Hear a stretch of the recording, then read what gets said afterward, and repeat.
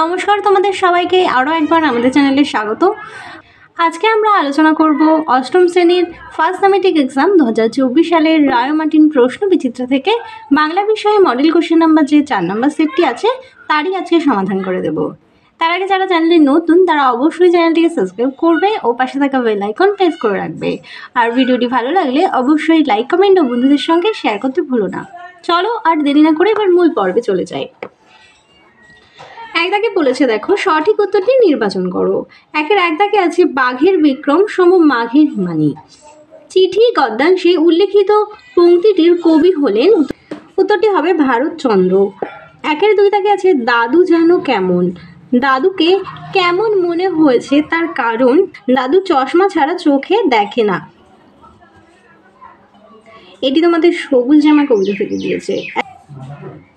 একের তিন দাগে দেখো ভারতবর্ষ শব্দটিতে দলের সংখ্যা, উত্তর হবে 4টি।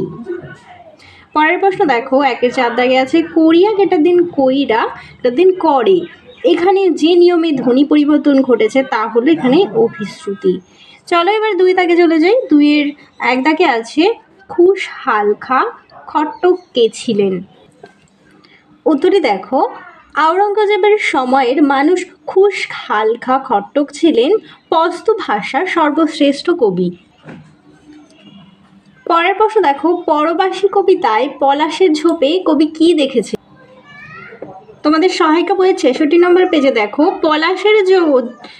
পলাশের ঝোপে কবি দেখেছেন হঠাৎ আনন্দ শিহরণে বনময়ূরের কত্থক নৃত্য বিভঙ্গ।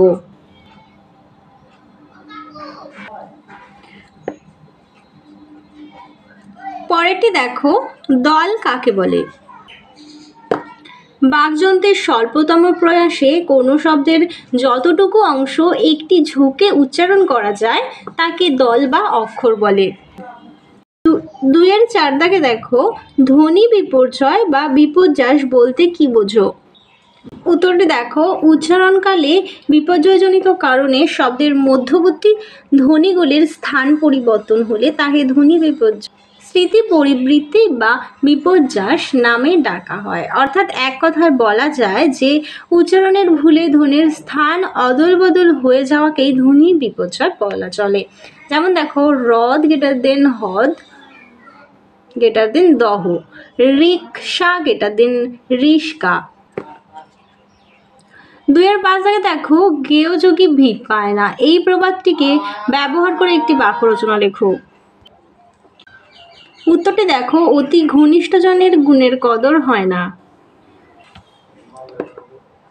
পরের প্রশ্ন দেখো, যুদ্ধ জিনিসটা উপভোগ করার জন্য অপু কি করত। তোমরা দেখো তোমাদের পথের পাঁচালী বইয়ের 15 নম্বর পেজে দেখো, ইহার অভাব পূর্ণ করিবার জন্য এবং আশ মিটাইয়া যুদ্ধ জিনিসটা উপভোগ করিবার জন্য সে এক উপায় বাহির করিয়াছে। একটা বাখারি কিংবা হালকা কোনো গাছের ডালকে অস্ত্রস্বরূপ হাতে লইয়া সে বাড়ির পেছনে বাঁশবাগানের পথে অথবা বাহিরের উঠানে ঘুরিয়া বেড়ায় ও আপন মনে বলে।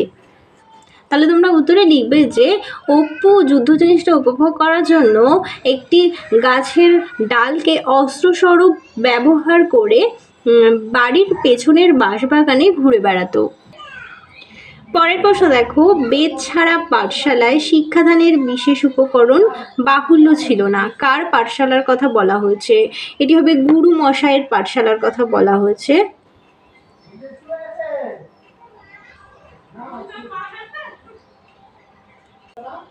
বেদ বলতে কিন্তু এখানে লাঠির কথা বলা হয়েছে, অর্থাৎ গুরু মশাইয়ের পাঠশালা কিন্তু কঠোর নিয়ম ছিল।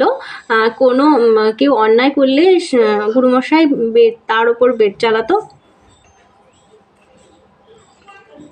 চলো এবার তোমাদের 3 নাম্বার দেখি। 3-এর নিচের প্রশ্নগুলোর উত্তর দাও। 3-এর 1 দাগে বলেছে, টেনিদাদের বনভোজনের দ্বিতীয় তালিকায় কি কি খাদ্যের উল্লেখ ছিল। দেখে নাও, নারায়ণ গঙ্গোপাধ্যায় রচিত বনভোজনের ব্যাপার গল্পে বনভোজনের দ্বিতীয় তালিকায় ঠিক হয় রান্না হবে খিচুড়ি, আলু ভাজা, পোনা মাছের কালিয়া, আমের আচার, রসগোল্লা, লেডিকিনি। পরের প্রশ্ন দেখো, অথবা দিয়ে আছে ভারতবাসী মিথ্যা কথা বলতে এখনো শেখে নাই। বক্তাকে কোন সত্য সে উচ্চারণ করেছে। উত্তরটি দেখো, দ্বিজেন্দ্রলাল রচিত ঐতিহাসিক নাট্যাংশ চন্দ্রগুপ্ত থেকে সংকলিত প্রশ্নে প্রদত্ত উক্তিটির বক্তা হলেন মগধের রাজপুত চন্দ্রগুপ্ত। গ্রিক সেনা আন্টিগোনাস চন্দ্রগুপ্তকে গুপ্তচর সন্দেহে ধরে নিয়ে আসে সেকেন্দার শাহর কাছে। সেকেন্দার শাহ চন্দ্রগুপ্তকে সত্য করে বলতে বলে যে সে কি করছিল। তখন বক্তা সত্য উচ্চারণ করেন, আমি সম্রাটের বাহিনী চালনা, গৃহ রচনা প্রণালী, সামরিক নিয়ম এই সব মাসাবধি কাল ধরে শিখছিলাম। পরের প্রশ্ন দেখো, 3-2 দাগে আছে ভালো মন্দ যাহাই আসুক সত্যরে লও সহজে, নিহিতার্থ ব্যাখ্যা করো।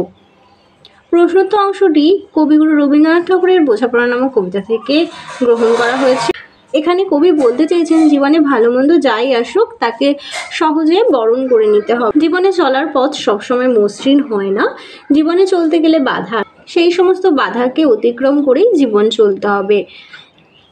পরের প্রশ্ন দেখো, রাত্রির নির্জন ঘরে আমি আর চড়ুই একাকী, পংক্তিটিতে একাকী শব্দটি প্রয়োগের সার্থকতা বুঝিয়ে দাও। উত্তরটি দেখো, কবি তারাপদ রায় রচিত একটি চড়ুই পাখি কবিতায় কবির জীবনে একাকিত্ব কোথায় যেন এক গভীর বেদনার সৃষ্টি করেছে। আধুনিক জীবনের সবচেয়ে বড় ব্যাধি আত্মকেন্দ্রিকতা, আর তার থেকেও বহু মানুষের জীবনে একাকিত্বের ক্ষত সৃষ্টি হয়। এই জনহীন কক্ষে কবি আর সঙ্গী চড়ুইটিও সঙ্গীবিহীন, সেই অর্থে একাকী শব্দ নিঃসঙ্গ জীবনের বেদনাকে আরও গাঢ় করে তুলেছে। তাহলে চলো তোমাদের 4 নম্বর মডেল সেটটিও সমাধান করে দিলাম। আবারও 5 নম্বর সেটটি নিয়ে খুব শীঘ্রই তোমাদের সামনে হাজির হব। চলো আজকের মতো ভিডিওতে এখানেই শেষ করছি। ভালো লাগলে অবশ্যই একটি লাইক করো। আবারও দেখা হবে পরবর্তী আরেকটি ভিডিও নিয়ে। সবাই ভালো থেকো, সুস্থ থেকো, টাটা।